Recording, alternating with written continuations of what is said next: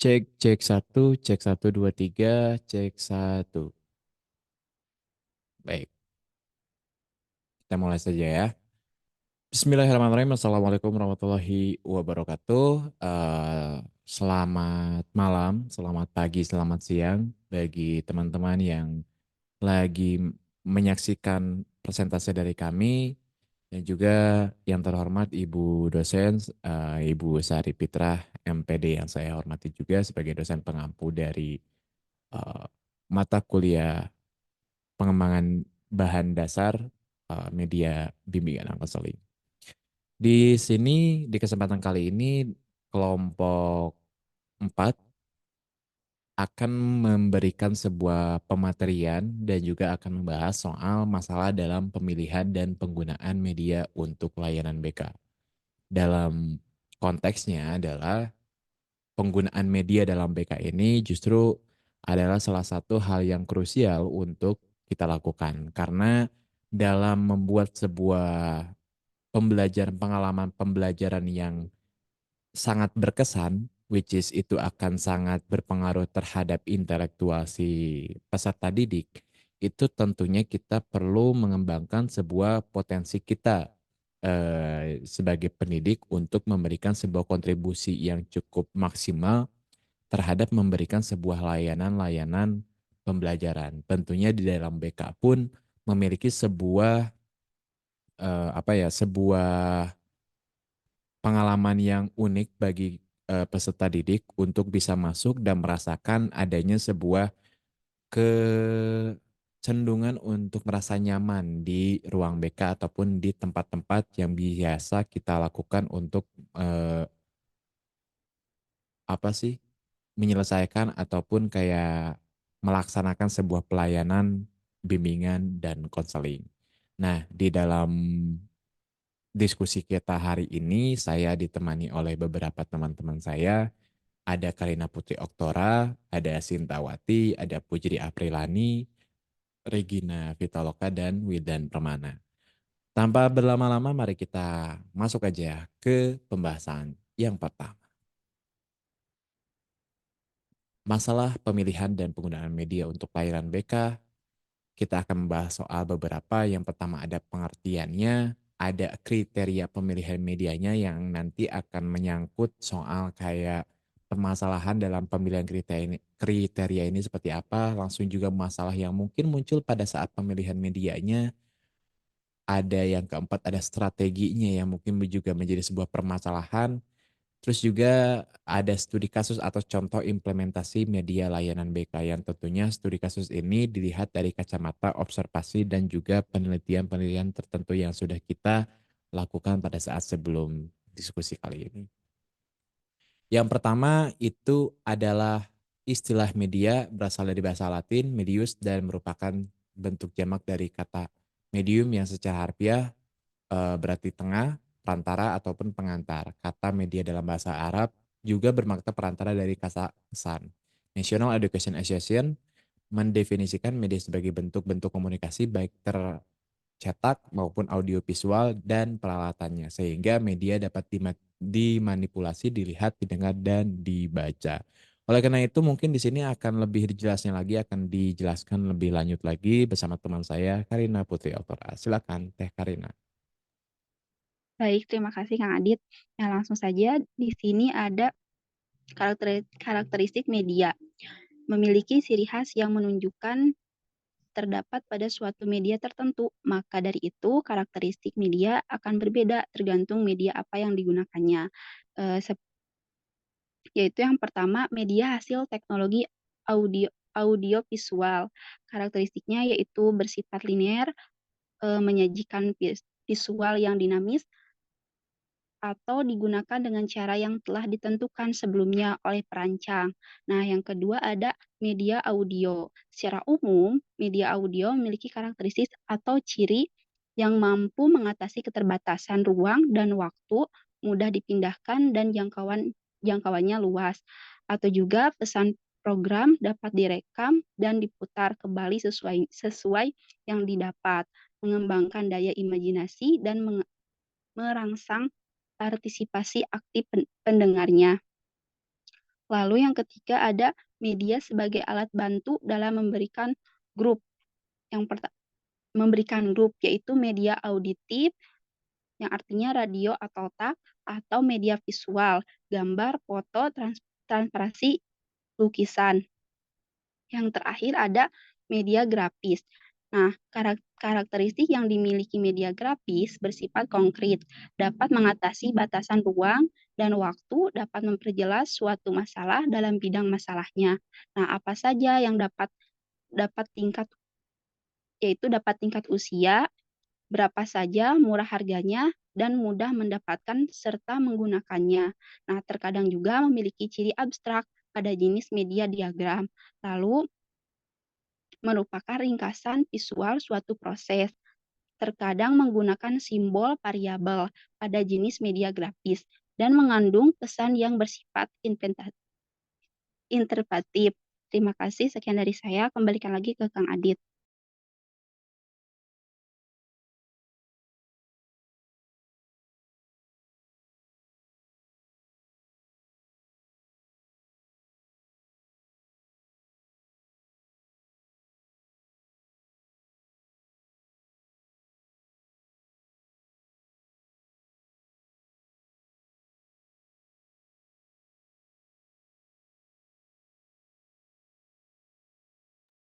Baik, tadi sudah dijelaskan juga untuk pengertian dan definisi untuk BK itu sendiri oleh Teh Karina.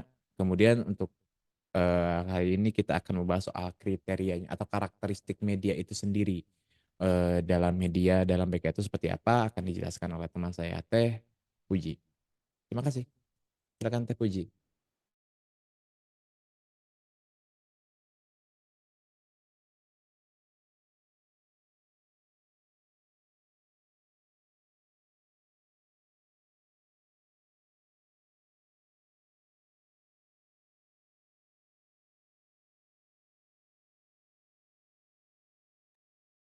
Oh, Teh Puji nggak ada ya?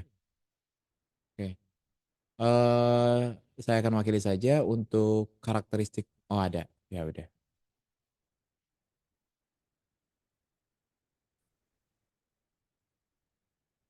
Silakan Teh Puji. Tadi Teh Karina sudah menjelaskan soal pengertian dan definisi dari media dalam BK. Sekarang mungkin kita akan membahas secara langsung karakteristik media itu seperti apa saja. Silakan Teh Puji.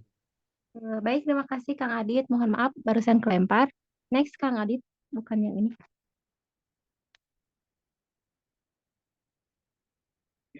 Nah, baik.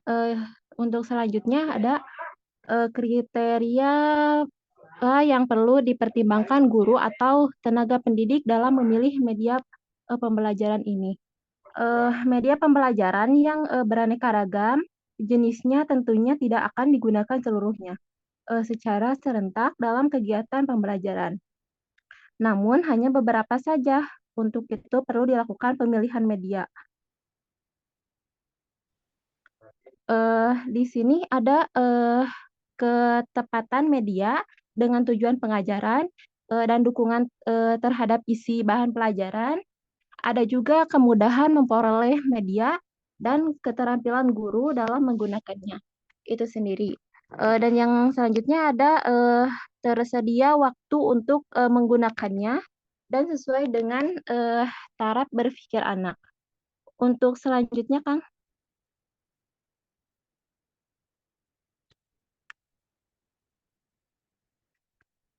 Menurut Vernom 1980, beliau menyatakan bahwa dalam memilih media pembelajaran itu yang tepat dapat menggunakan rumus dalam satu kata yaitu action, yaitu akronim dari Action, Cost, Technology, Integrity, Organizing, dan Nevoli. Yang pertama ada akses.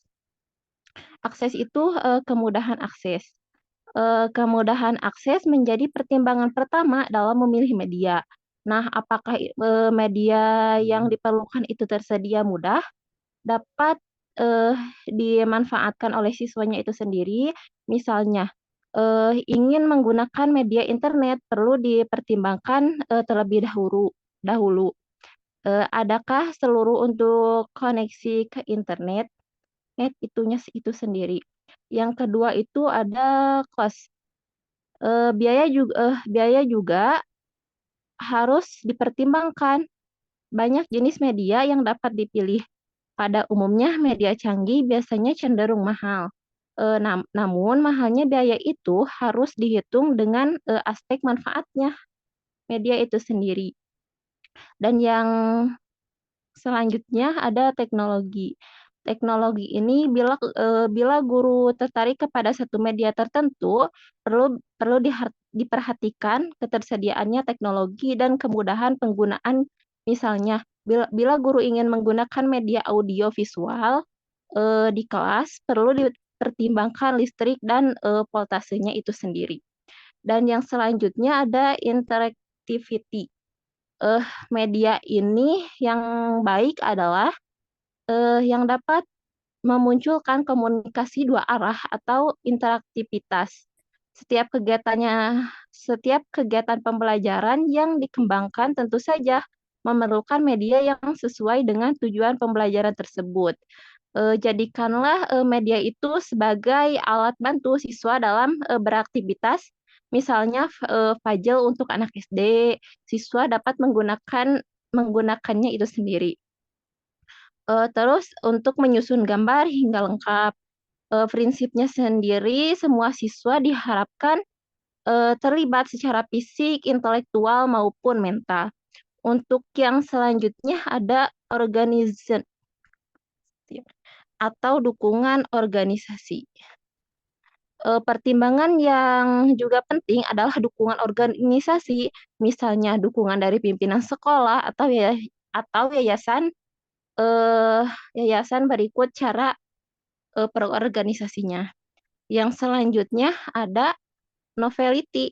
Novelty ini kebaruan dari media yang dipilih juga harus menjadi pertimbangan atau media yang lebih baru biasanya lebih baik dan lebih menarik bagi siswanya itu sendiri. Yang selanjutnya, Kang.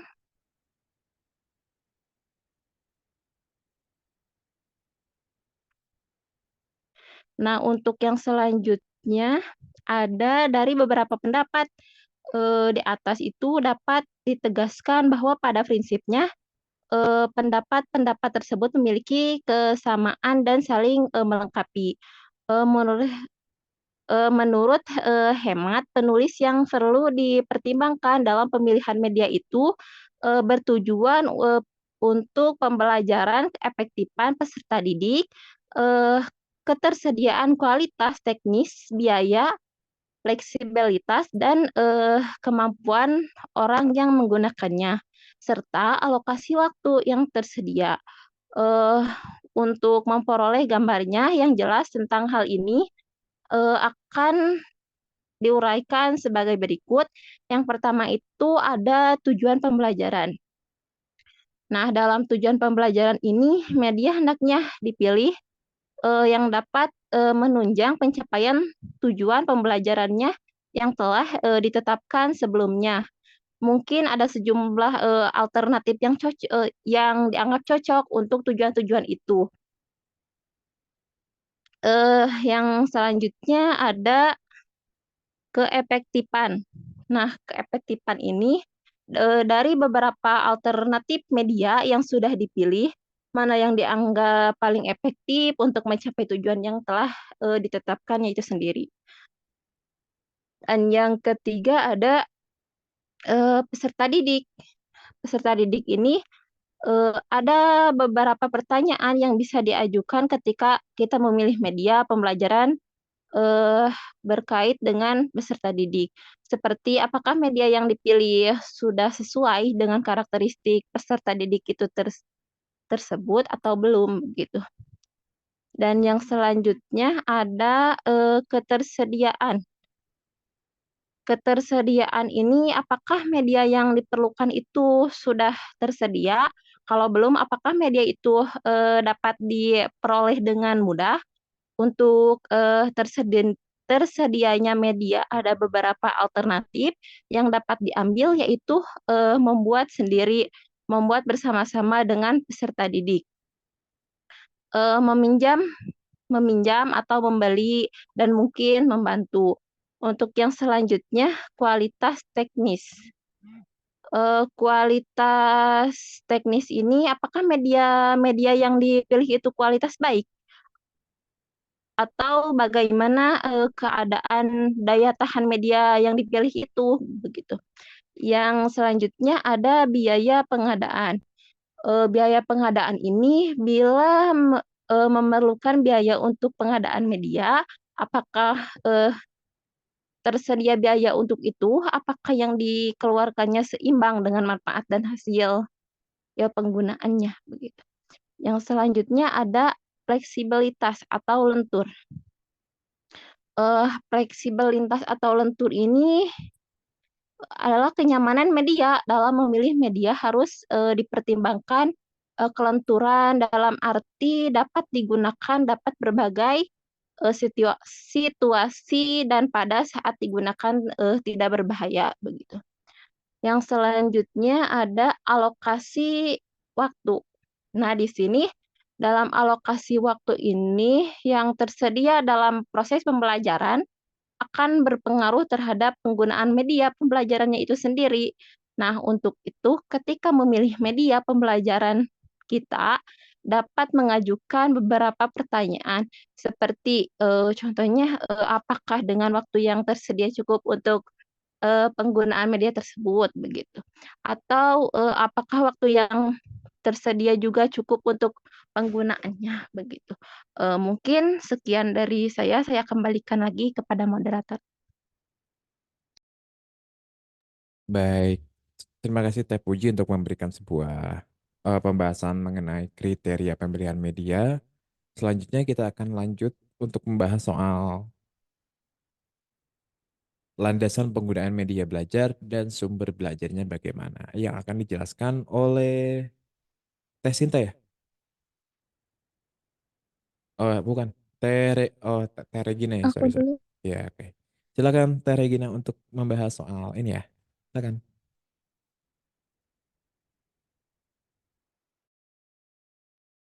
Baik, terima kasih. Di sini saya akan menjelaskan tentang landasan dari penggunaan media belajar dan sumber belajar, yang mana ada menurut Edgar Dale bahwa di dalam dunia pendidikan ini penggunaan media pembelajaran seringkali menggunakan prinsip kerucut. Nah, yang mana dalam media ini membutuhkan seperti buku teks, lalu bahan belajar yang dibuat oleh guru. Berdasarkan teori Edgar Dale ini, ada 75% yang mana diperoleh melalui indera penglihatan atau mata. Jadi seseorang itu akan memiliki pengetahuan dari penglihatannya atau matanya. Lalu ada 13% yang diperoleh dari indera pendengarannya dan 12% yang diperoleh dari indera yang lain. Selanjutnya ada menurut George Wilson bahwa pengalaman belajar seseorang itu diperoleh 82% melalui indera penglihatan dan 12% diperoleh dari indera pendengaran serta 8% yang diperoleh melalui indera yang lain. Selanjutnya, Kang.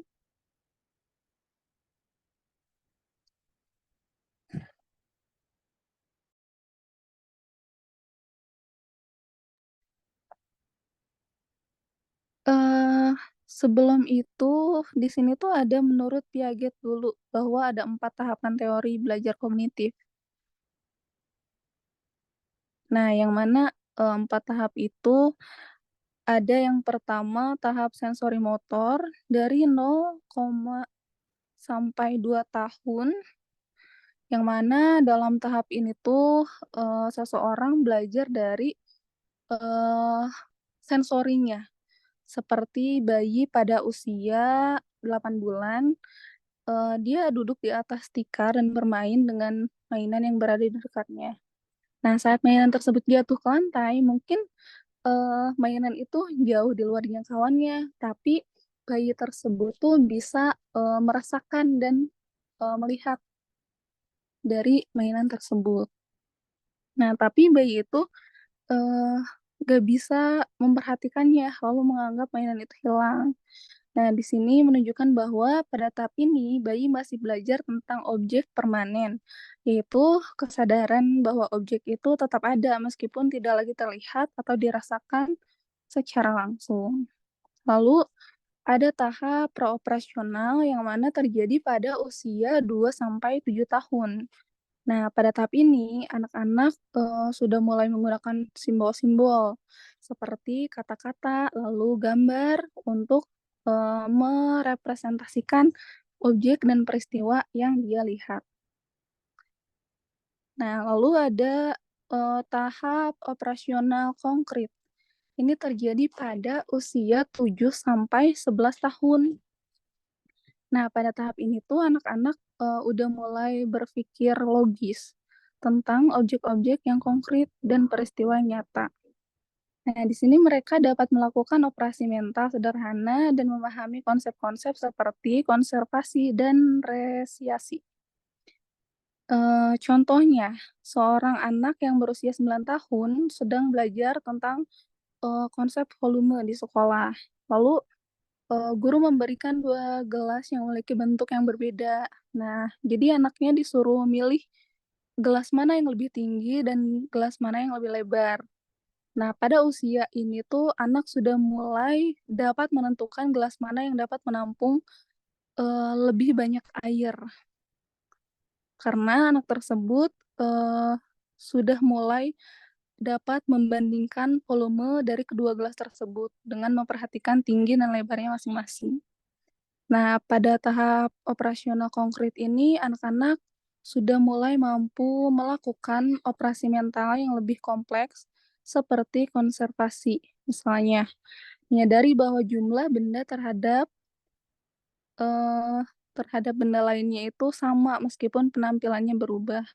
Dan serasi, misalnya mengurutkan objek berdasarkan ukuran atau urutan tertentu. Di sini mereka juga dapat memahami bahwa konsep perbandingan dan membuat generalisasi berdasarkan pengalaman yang konkret yang mereka amati dari objek dan peristiwa di sekitar mereka. Mungkin selanjutnya akan dijelaskan oleh pemateri berikutnya, Teh Sinta. Saya kembalikan kepada Kang Adi. Terima kasih. Baik, terima kasih Teh Regina untuk membahas soal landasan penggunaan media belajar ya. Karena memang dalam landasan ini memang perlu adanya sebuah ikatan yang konkret, landasan apa atau sumber apa, prinsip apa yang kita gunakan untuk kemudian dijadikan media dalam bimbingan dan konseling gitu. Ya, selanjutnya ada problematika atau permasalahan umum secara umum media pembelajaran dalam BK itu seperti apa. Saya jelaskan lebih sedikit. Problematika itu suatu permasalahan yang bersumber atau berasal dari hubungan dua faktor sehingga menimbulkan situasi yang sangat menyulitkan dan memerlukan adanya suatu penyelesaian dan pemecahan tanpa harus menilai terlebih dahulu manakah yang baik. Nah, dalam problematika ini akan dijelaskan lebih rinci lagi oleh teman saya yaitu Kang Wildan ya, Kang Wildan. Silakan Kang Wildan untuk membahas soal problematika ini. Silakan. Ya, baik. Terima kasih Kang Adit. Oke, tadi udah dibahas ya pengertiannya dari problematika media pembelajaran dalam BK gitu ya. Nah, problematika media pembelajaran dalam bimbingan dan konseling ini juga merujuk pada sejumlah tantangan atau masalah yang mungkin timbul dalam penggunaan media sebagai sarana untuk mendukung proses pembelajaran dan penyuluhan di bidang BK gitu ya. Nah, dua faktor tadi yang sudah disinggung oleh Kang Adit, yang pertama adalah minat guru gitu ya. Nah, kurangnya minat guru untuk memanfaatkan media pembelajaran, dalam memanfaatkan media pembelajaran banyak sekali permasalahan yang dihadapi gitu ya. Segala sesuatu hal yang bersifat baru pasti terdapat resiko gitu ya yang harus dihadapi gitu. Salah satunya adalah ada pada pendidikan itu sendiri, sumber belajar yang sudah tersedia dan tinggal dimanfaatkan gitu. Juga belum sepenuhnya dimanfaatkan untuk keperluan pembelajaran gitu ya. Padahal banyak sumber belajar yang dapat dimanfaatkan oleh guru gitu ya, guna membantu proses pembelajarannya gitu ya. Nah, yang pertama ada asumsi bahwa media pembelajaran tidak terlalu penting gitu ya. Nah, meskipun media pembelajaran bukanlah satu-satunya faktor penentu dalam proses pembelajaran gitu ya, menganggapnya tidak terlalu penting gitu, bisa menjadi kesalahan gitu. Media pembelajaran dapat memainkan peran yang signifikan itu dalam memfasilitasi pemahaman dan retensi informasi gitu. Nah, ada beberapa alasan mengapa media pembelajaran ini tidak dapat dianggap penting gitu ya. Yang pertama, ada visualisasi konsep gitu ya.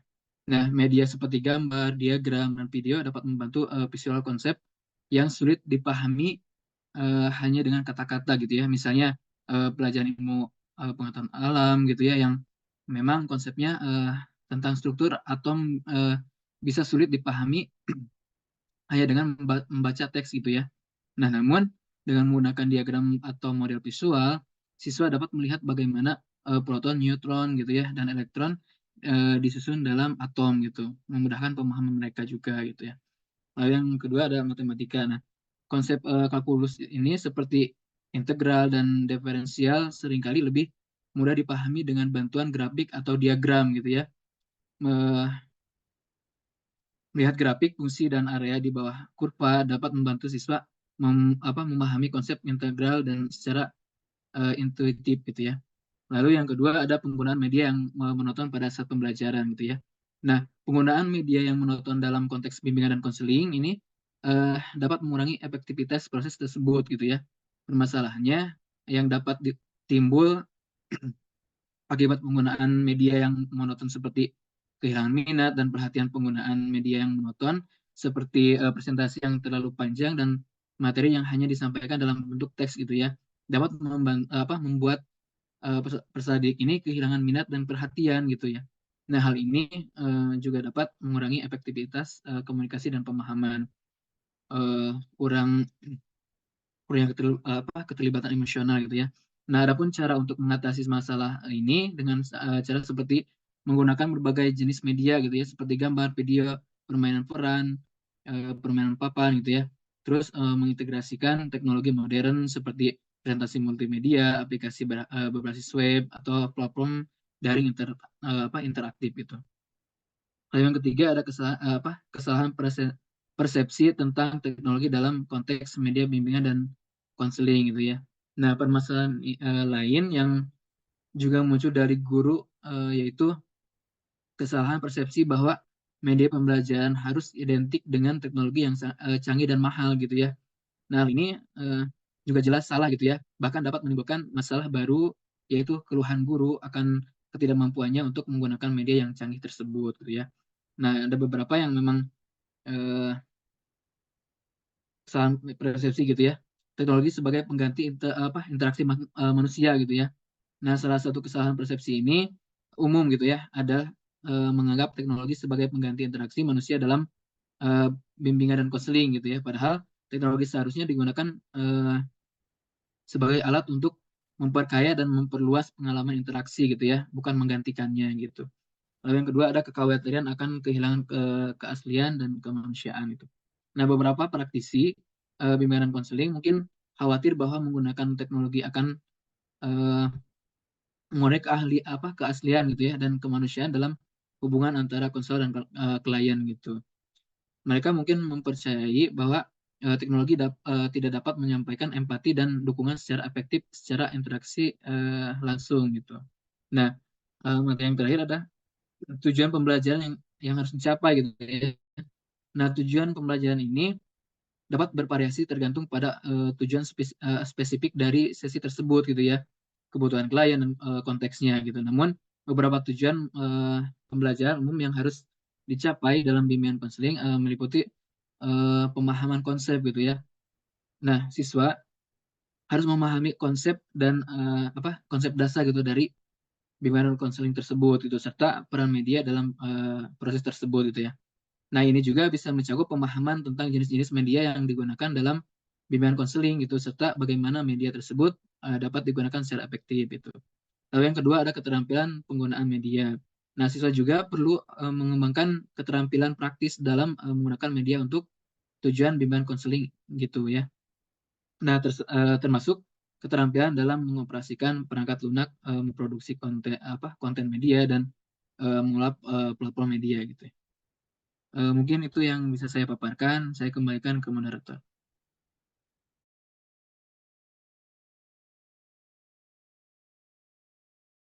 Baik, terima kasih Kang Wildan sudah memberikan sebuah pandangan permasalahan media pembelajaran dalam BK dalam POP-nya seorang guru ya.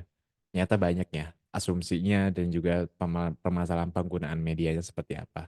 Lalu yang terakhir itu adalah dari minat peserta didik. Tadi minat gurunya udah ya Kang Wildan ya? Udah Kang. Oh, kan. Barusan. Ini adalah POP-nya seorang minat peserta didik dalam permasalahan media dalam BK itu adalah ketertarikannya peserta didik pada media pembelajaran yang digunakan. Banyak kita jumpai di berbagai lembaga pendidikan terdapat sejumlah media pembelajaran yang kurang optimal keadaannya.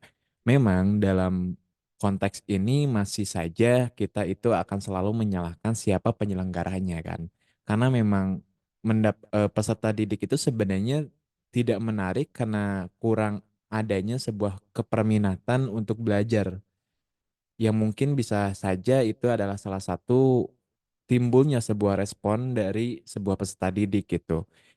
Itu timbul dari mana? Menurut pandangan saya pribadi itu adalah adanya sebuah ketertarikannya seorang guru itu untuk bisa memberikan sebuah pelayanan yang optimal, apalagi soal media yang tentunya akan banyak effort yang harus dia lakukan ketika membuat sebuah media tersebut.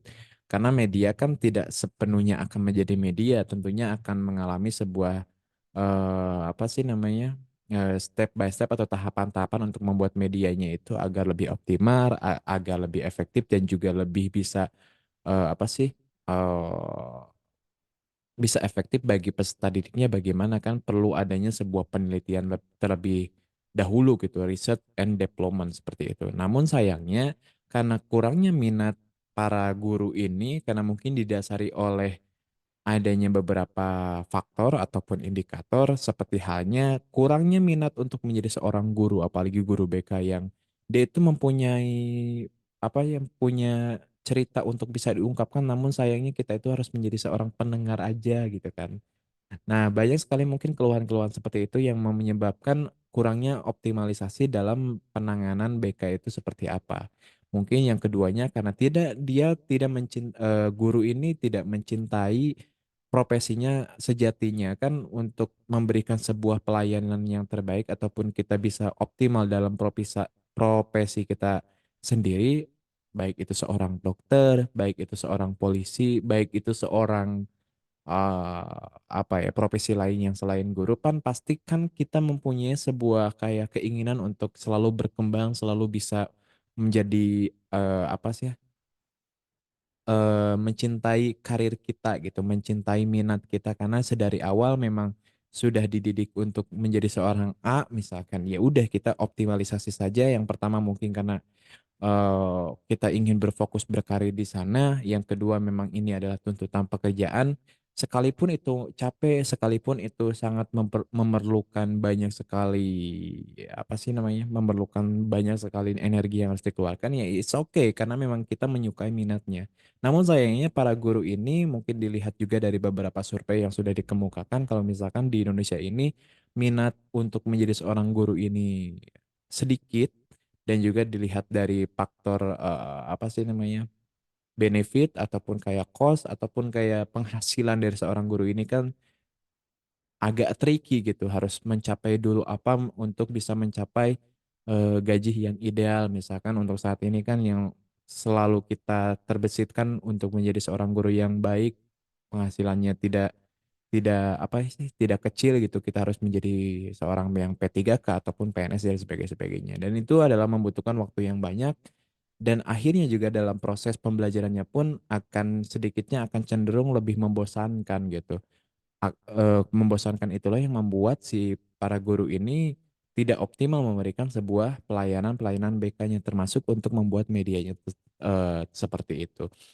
Namun dalam peserta didik, karena memang jumlah dan komponennya kurang, kualitas buruk dan media yang tidak accessible gitu atau mudah didapat atau diakses ya Kemudian ini akan menjadi sebuah PR yang selanjutnya yaitu adalah memang udah mah nggak ada minat, tapi terus juga ditambah apa sih bahan-bahannya, alat-alatnya pun tidak memadai, ya akan terus kita tuh menjadi di lingkaran setan gitu, seperti itu. Jadi ya memang strategi yang umum yang bisa kita lakukan untuk permasalahan-permasalahan, baik itu dari permasalahan yang sudah dijelaskan sama Kang Wildan ataupun saya, memang kita harus melihat dulu landasan hukumnya yang seperti tadi yang diceritakan sama Teh Puji itu seperti apa, lalu juga melihat dari landasan prinsip dari BK itu yang dijelaskan sama Teh Gina itu seperti apa, lalu untuk secara definisi secara eksplisit yang diceritakan oleh Karina itu seperti apa, harus kita pahami, harus kita teladani, dan juga nantinya akan menimbulkan sebuah outputnya tersebut kita lebih berani untuk mengungkapkan, lebih berani untuk bisa menyebarluaskan bagaimana sih cara memberikan pelayanan yang terbaik dalam BK itu seperti apa. Faktanya adalah kalau misalkan kita tadi melihat dari pembicaraan ataupun penjelasan dari Teh Gina misalkan bahwasanya menurut Jean Piaget itu memiliki seorang anak yang berumur dari 0 sampai 4 tahun itu adalah sensoris, maka nah kita lanjut.